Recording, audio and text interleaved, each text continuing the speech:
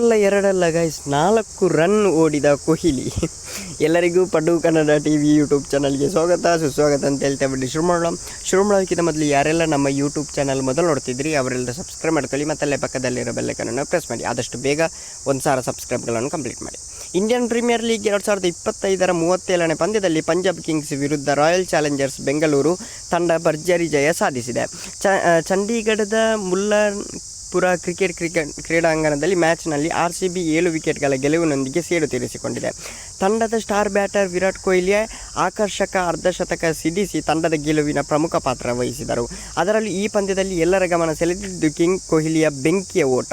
ಒಂದಲ್ಲ ಎರಡಲ್ಲ ವಿರಾಟ್ ಕೊಹ್ಲಿಯವರು 4 ರನ್ ಓಡಿ ಎಲ್ಲರನ್ನೂ ಹುಬ್ಬೇರಿಸಿದ್ದಾರೆ ಅಂತಲೇ ಹೇಳ್ಬೋದು. ವಿರಾಟ್ ಕೊಹ್ಲಿ ಅವರ ಫಿಟ್ನೆಸ್ ಬಗ್ಗೆ ಅಥವಾ ವಿಕೆಟ್ಗಳ ನಡುವೆ ಅವರು ಎಷ್ಟು ಬೇಗ ಓಡುತ್ತಾರೆ ಎಂಬುದರ ಬಗ್ಗೆ ಹೇಳಬೇಕಾಗಿಲ್ಲ. ತುಂಬ ವೀಡಿಯೋ ಕೂಡ ವೈರಲ್ ಆಗ್ತಾಯಿತ್ತು. ನಾನು ಹೀಗೆ ವೀಡಿಯೋ ನೋಡ್ತಾ ಇರುವಾಗ ಈ ವಿಡಿಯೋ ಬಂತು, ಅದಕ್ಕೋಸ್ಕರ ವೀಡಿಯೋ ಮಾಡಿದೆ. Love you so much.